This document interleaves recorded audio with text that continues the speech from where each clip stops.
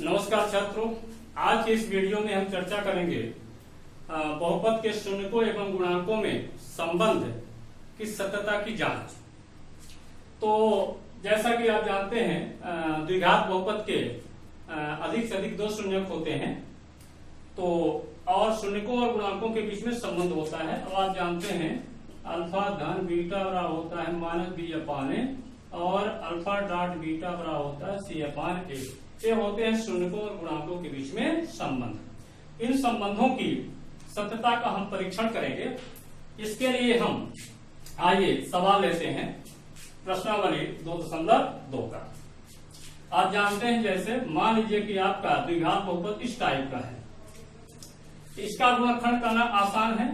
इसको x - a और x + a इस प्रकार से हम गुणनखंड कर लेते हैं। जब गुणनखंड हमारा हो जाता है तो शून्य ज्ञात करना आसान हो जाता है। यदि इस टाइप का है x² - bx टाइप का है, तब भी हमें क्या करेंगे, दो पद है, x कॉमन ले लेंगे तो आ जाएगा x - b। यहाँ पर भी बारी बारी से दोनों गुणनखंडों को शून्य के बराबर करके और शून्य हम ज्ञात कर लेंगे। दिक्कत हमें तब होती है जब द्विघात बहुपद में कितने पद होते हैं, 3 पद होते हैं। तो आइए हम देखते हैं द्विघात बहुपद के शून्यकों को कैसे ज्ञात करते हैं। तो सबसे पहला है x² - 2x - 8। पहले हमें शून्य ज्ञात करना है, इसके बाद फिर संबंध की जांच करना है। तो यहां पर पहले हमें गुणनखंड करना होगा। गुणनखंड करने के लिए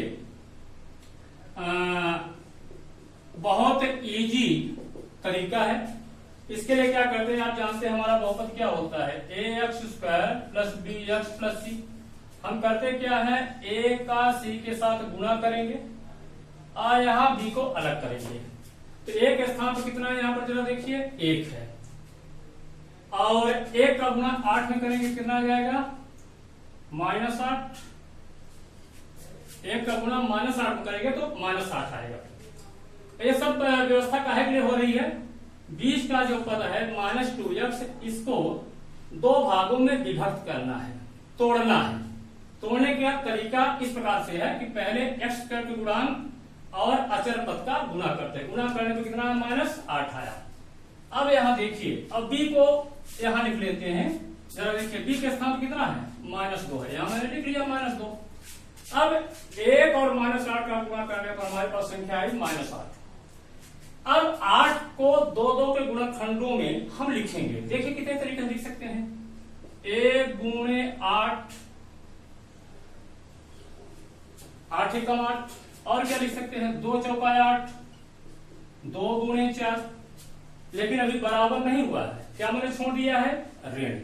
ऋण को किसी एक के साथ आपको लगाना पड़ेगा। किसके साथ ऋण लगेगा, ये चिन्ह बताएगा b का। चूंकि b का चिन्ह कैसा है, ऋण है, इसलिए ध्यान रखना है ऋण चिन्ह लगेगा बड़ी संख्या में। अर्थात यहाँ यदि लिखेंगे तो यहाँ आएगा -8 और यहाँ लगाएंगे 4 में।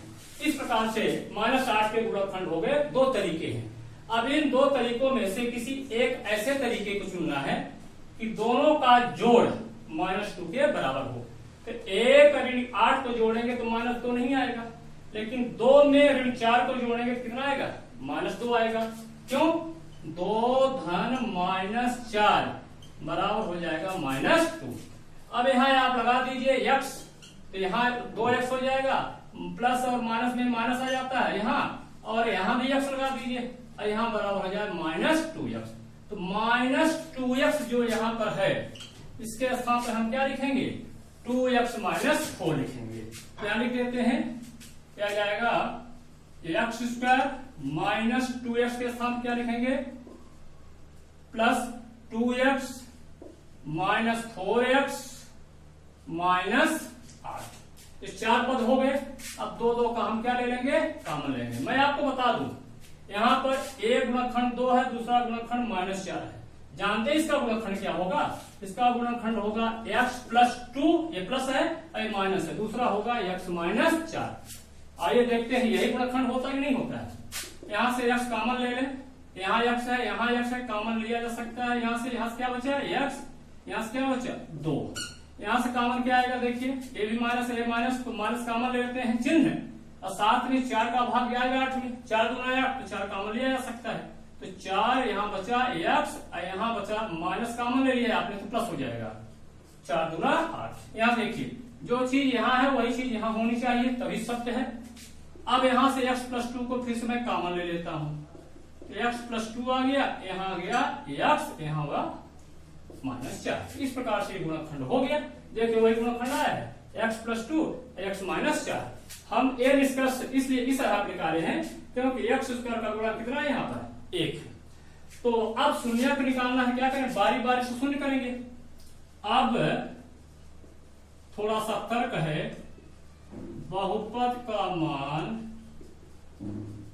शून्य होगा कब होगा, यदि दोनों गुणनखंडों में कम से कम एक गुणनखंड शून्य हो। हम क्या लिखते हैं, यदि x प्लस 2 बराबर 0 या x माइनस 4 बराबर 0।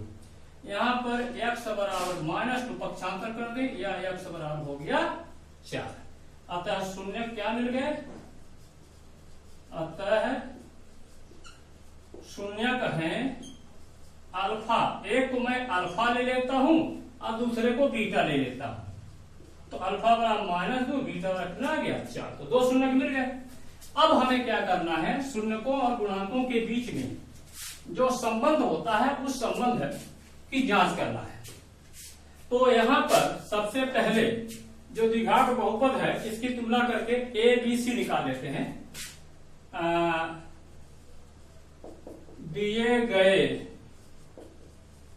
बहुपद की तुलना ax² plus bx plus c से करने पर क्या होता है, a बराबर एक जगह कितना है यहाँ पर 1, b बराबर कितना है यहाँ पर -2, c बराबर कितना है -8। चलिए मैंने a b और c को भी इकट्ठा कर लिया। अब संबंध क्या होता है, शून्यकों एवं गुणांकों में निम्न संबंध होता है। क्या होता है, अल्फा धन बीटा बराबर होता है -b/a। यानी इधर है शून्यकों का योगफल, इधर है गुणांक। क्या ये संबंध सत्य होता है, तो हम इस संबंध में अल्फा बीटा बी और ए का मान रख दें, ये दोनों पक्षों का मान बराबर आता है तो हम कह देंगे कि हाँ ये संबंध सत्य है। तो अल्फा का मान कितना होगा देखिए -2, बीटा का मान कितना है 4, इधर देखिए बी का मान कितना है -2 और ए का मान कितना है 1। यहां हम लिख सकते हैं अल्फा बीटा ए बी का मान रखने पर, तो देखिए तो यहाँ -2 + 4 है, यहाँ कितना आ जाएगा, यहाँ कितना आ जाएगा 2, यहाँ पर माइनस माइनस प्लस हो जाएगा, इधर भी 2 आ जाएगा। तो देखिए लेफ्ट में यानी बाएं साइड में कितना है 2, दाएं साइड में कितना है 2, सत्य है ना। यहाँ लिखेंगे जो कि सत्य है। एक योगफल वाला हो गया, दूसरा गुणनफल वाला होता है, उसकी भी जांच कर लेते हैं। पुनः अल्फा डॉट बीटा का क्या होता है c/a। तो यहां पर अल्फा का मान कितना था -2, अल्फा का मान -2 गुणे बीटा का मान कितना था 4, इधर c का मान कितना है -8, a का मान कितना है 1। यहां पर लिख सकते हैं वही फिर से अल्फा बीटा ac का मान रखने पर, यह 4 × 8 -8, इधर भी आ गया -8, जो कि क्या है सत्य है। बायां पक्ष बराबर दायां पक्ष, बस करे आपको करना है। अब निष्कर्ष लिख दीजिए, अतः शून्यकों एवं गुणांकों के बीच की सत्यता प्रमाणित होती है, प्रमाणित होती है। इस प्रकार से पहला क्वेश्चन सॉल्व हुआ। आइए हम दूसरे क्वेश्चन की बात करते हैं, दूसरे को देखते हैं।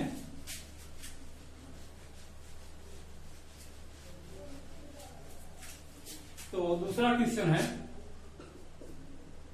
6x square minus 3 minus 7x।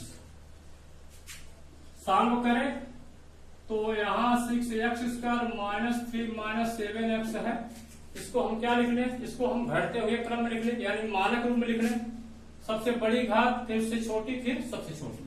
तो यह जाएगा 6x square minus 7x minus 3। अच्छा, पद तो हमने लास्ट में कर दिया।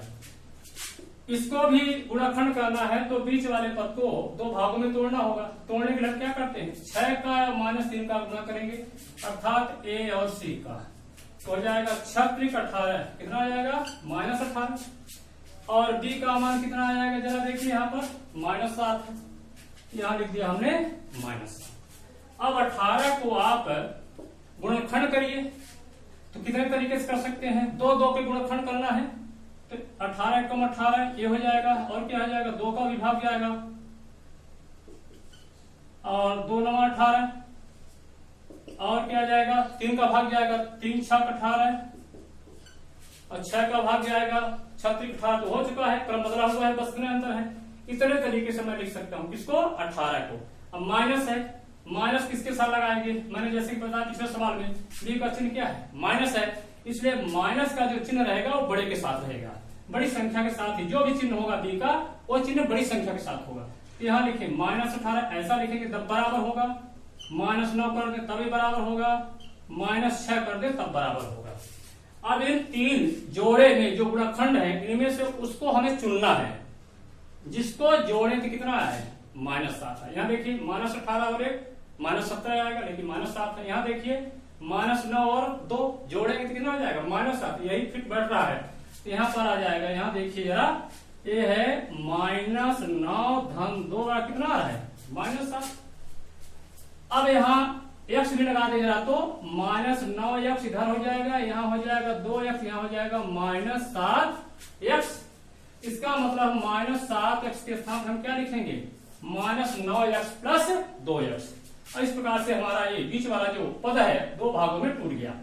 हो जाएगा 6x square -9x plus 2x और -3। अब यहाँ 2 का कॉमन ले लीजिए, तो यहाँ से कॉमन क्या आएगा, 3 दूना 6, 3 त्रिका 9, 3 कॉमन आएगा, साथ में x यहाँ भी है, यहाँ भी है, तो x 3x कॉमन आएगा, क्या बचेगा 3 दूना 2 और 7 बचेगा x। यहाँ से क्या आएगा 3 त्रिका 9 3।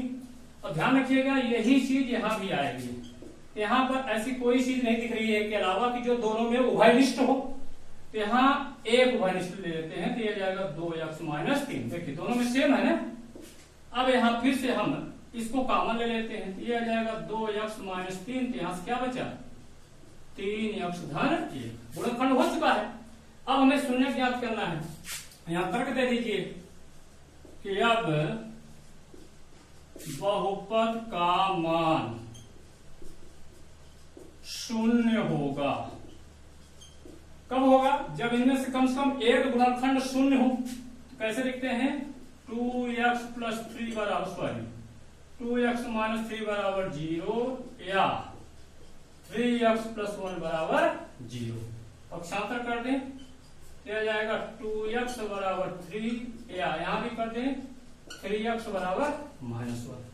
और सॉल्व करें तो यहां से आ जाएगा x बराबर 3/2 और यहां से आएगा x बराबर -1/3। इस प्रकार से हमें दोनों शून्यक मिल गए हैं। और उन शून्यकों को हम कहां से लिखते हैं, अल्फा और बीटा से। लिख दीजिए, यहां बता दीजिए। अतः शून्यक है अल्फा बराबर 3/2, बीटा बराबर कितना आ रहा है -1/1। अब यहाँ एबीसी की बात कर लेते हैं। एबीसी क्या है यहाँ पर, तो ये जो बहुपद है इससे तुलना कर लेते हैं। अब दिए गए बहुपद को ax² + bx + c से तुलना करने पर क्या जगह कितना है जरा देखिए यहाँ पर एक्स स्क्वायर का गुणांक a बराबर यहाँ 6 है, b के स्थान पर कितना है यानी x का गुणांक क्या है -7 और c अचर पद कितना है -3। अब ए बी सी हमने निकाल लिया। अब संबंध क्या होते हैं, अब शून्यकों एवं गुणांकों में निम्न संबंध होता है। क्या संबंध होता है, पहले प्लस वाला ले ले, अल्फा प्लस बीटा बराबर होता है -b/a। शून्यकों का योगफल अल्फा धन बीटा और माइनस b अपान है। रखिए मान, देखिए दोनों पक्षों का मान बराबर होता है कि नहीं होता है। अल्फा का मान कितना है जरा देखिए यहाँ पर 3/2 प्लस बीटा का मान कितना है -1/3। इधर भी रखिए माइनस b का मान कितना है यहाँ पर -7 और यहाँ a का मान कितना है यहाँ पर देखिए 6। ये आ जाएगा 3/2 -1/3 बराबर हो जाएगा माइनस माइनस प्लस 7/6। अब इसको लघुत्तम ले लीजिए तो 3 दूना 6, 2 3 3 का 9 और 3 दूना 6 2 1 कम 2 बराबर आ गया 7/6। तो कितना हुआ, यहाँ पर अगला स्टेप आया, इधर आ गया लेफ्ट में 9 में तो घटाइए 7/6, उधर भी आ गया 7/6। दोनों पक्ष बराबर हो गए ना, सत्य है कि नहीं सत्य है, यहां लिखेंगे जो कि सत्य है। पुनः दूसरा संबंध लिख सकते हैं, यहां भाषा शून्यकों का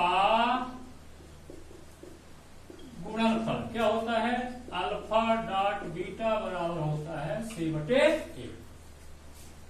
यहां पर रख दीजिए, यहां आप लिख सकते हैं ब्रैकेट में अल्फा बीटा ए बी का मान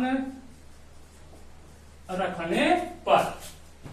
यहां भी रख दीजिए अल्फा का मान कितना आया था वो देख लीजिए आप, 3/2 गुणे बीटा का मान कितना है -1/3।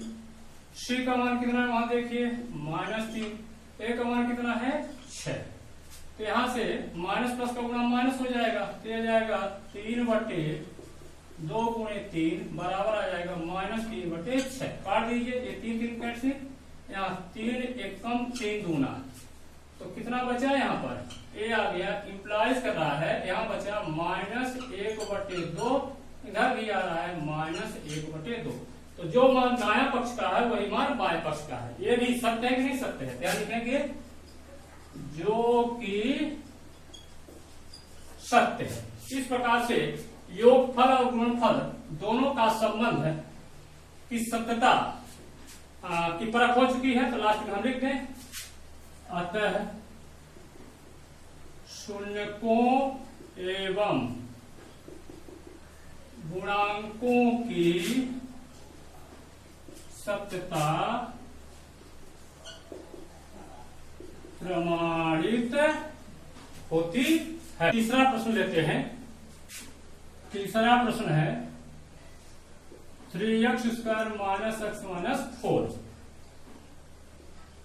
पहले हमें शून्य ज्ञात करना है, इसके बाद फिर संबंध की जांच करना है। तो आइए शून्य ज्ञात करते हैं। इसके लिए हमें इसका गुणनखंड करना होगा। तो गुणनखंड करने के लिए बताया था मैं आपको x² के गुणांक और अचर पद का हम गुणा करते हैं, अर्थात यहाँ पर a गुणे c, तो यहाँ आ जाएगा 3 चौक 12, कितना हो जाएगा 3 चौक 12 -12 आएगा। अब और यहाँ पर लिखते हैं b का मान। b का मान कितना जरा देखिए, x का गुणांक है -1, यहाँ -1 आ जाएगा। अब हमने a और c का गुणा कर दिया, हमारे पास क्या मिला -12। -12 को गुणनखंड के रूप में आप कितने प्रकार से लिख सकते हैं, a गुणे 12, 2 छक्का 12 भी होता है तो 2 गुणे 6, 3 चौक 12 होता है, 3 गुणे 4। बस 3 ही तरीके हैं, 3 के अलावा चौथा तरीका नहीं है, क्योंकि 6 गुना होगा लेकिन 2 गुणे 6 बात एक है। अब यहाँ पर माइनस अभी बराबर नहीं है गणितीय रूप से, जब तक माइनस नहीं लगाएंगे तब तक बायां ऋणात्मक होता है। अभी तक तो ये धनात्मक है, ये ऋणात्मक है, बराबर तब होगा जब दोनों पक्ष समान चिन्ह के हो। माइनस को कहीं कहीं लगाना होगा, कहां लगाएंगे? डी के चिन्ह पर निर्भर करता है। डी का चिन्ह क्या है? -1 है, तो -1 है, इसलिए माइनस चिन्ह जो है बड़ी संख्या पर लगेगा। इसको हम यहां लगा सकते हैं 12 के साथ माइनस, यहां लगा दें -6, यहां लगा दें -4। अब सही लिखा है। अब इसमें से उस जोड़े को हमें चुनना है जिसका जोड़ -1 के बराबर हो। जोड़ यानी योग, चिन्ह सहित। तो 1 ऋण 12 है, तो जोड़ेंगे तो -11 आएगा, ये नहीं फिट हो रहा है। 2 और -6 दोनों को जोड़ेंगे तो -6 बराबर -4, लेकिन यहाँ तो -1 है। इसको देखें तो 3 ऋण 4, 3 ऋण 4 बराबर आ रहा है ना, -1। यहाँ आ रहा है 3 धन ऋण 4 बराबर आ रहा है -1। अब यहाँ पर हम x का गुणा कर दें तो 3x धन, यहाँ आ जाएगा माइनस, तो माइनस कर दें, -4x -1x। इसका मतलब है -1x, यानी -x के स्थान पर हमें क्या लिखना होगा? 3x ऋण 4x। यहाँ लिख दीजिए 3x² धन 3x ऋण 4x। ये टूट गया और -4 तो रह गए। अब 2 का जोड़ा बना लीजिए, यहाँ से कॉमन आएगा 3x, यहाँ बचेगा x, यहाँ बचेगा 1। यह चीज यहाँ भी आनी चाहिए, तो -4 कॉमन ले लीजिए, दोनों जगह माइनस है, यहाँ जाएगा x धन 1। अब यहाँ से कॉमन ले लीजिए, x धन 1 कॉमन ले लीजिए, यहाँ से भी क्या बचा? यहाँ से 3x -4। बहुपद के मान शून्य होने के लिए क्या होगा? यहाँ लिखेंगे बहुपद का मान शून्य होगा यदि x + 1 बराबर 0 या 3x - 4 बराबर 0। इंकाज करता पक्षांतर करिए, शून्य निकलेगा -1, या यहाँ से आएगा 3x बराबर 4, x बराबर -1। अभी दूसरा मूल नहीं मिला है, शून्यक नहीं मिला है, x बराबर गया 4/3। अब शून्यकों को हम अल्फा और बीटा लेते हैं। अतः शून्य कौन कौन हुए? अतः शून्यक है अल्फा बराबर -1। जरूरी नहीं कि आपने इसको, हमने अल्फा मान लिया, इसको बीटा, तो आप भी माने, किसी को अल्फा किसी को बीटा माना जा सकता है। अल्फा -1 कामा बीटा बराबर 4/3। इस प्रकार से हमें शून्यक मिल गए हैं। अब हमको शून्यकों और गुणांकों के बीच संबंध की जांच करना है। इसके पहले हम गुणांक को चेक कर ले। अब दिए गए बहुपद की तुलना किससे करेंगे? ax² + bx + c से करने पर। दिए गए बहुपद की तुलना ax² + bx + c से करने पर। तो x² का गुणांक a बराबर यहाँ पर क्या देखिए 3 है, कामा x का गुणांक b बराबर यहाँ क्या -1, c अचल पद -4। ये मिल गए हमको a, b और c मिल गए। आइए अब जांच करते हैं। अब शून्यकों एवं गुणांकों में निम्न संबंध होता है। तो पहला संबंध क्या होता है? शून्यकों का योगफल अल्फा धन बीटा बराबर होता है -b/a। यह संबंध सत्य तब होगा जब दोनों पक्षों का मान बराबर आएगा। इसमें कुछ अब नहीं करना है, अल्फा बीटा a b का मान रख दीजिए, दोनों पक्षों का मान बराबर होना चाहिए। अल्फा का मान कितना है? फर्स्ट देख लीजिए आप, यहाँ -1। बीटा का मान कितना है? 4/3। इधर भी देखिए -b का मान कितना है? यहाँ देखिए -1, माइनस पुस्तक लिखेंगे, a बराबर 3, तो 3 यहाँ लिख दीजिए। अल्फा बीटा a b का मान रखने पर रख दीजिए। लेफ्ट हैंड साइड में एलसीएम ले लीजिए, 3 आ जाएगा, तो 3 × 3 -3 और धन 4। इधर आ जाएगा माइनस माइनस प्लस हो जाएगा 1/3, तो ऋण 3 धन 4 बराबर क्या हो जाएगा? 1/3। यहाँ आ गया 1/3। देखिए दोनों पक्षों का मान बराबर है कि नहीं बराबर है? बराबर है, जो कि सत्य है। तो ये योगफल वाला संबंध सत्यापित होता है। अब आइए हम गुणनफल वाला देखते हैं। गुणनफल वाला क्या होता है? पुनः संकेत का इस्तेमाल करना है। पुनः अल्फा डॉट बीटा, दूसरा संबंध नहीं होता है। अल्फा डॉट बीटा होता है C/N। मान रखिए अल्फा का मान कितना आया था? -1 गुणे बीटा का मान आया था 4/3। इधर C का मान क्या रखेंगे देख लीजिए, -4, ये बराबर है 3। गुणा कर डालिए, 4 एकम 4, -4/3, इधर हो जाएगा -4/3। तो दोनों पक्षों का मान क्या हो गया? बराबर हो गया। और गणितीय रूप से सत्य है, जो कि सत्य है। तो इस प्रकार शून्यकों एवं गुणांकों के बीच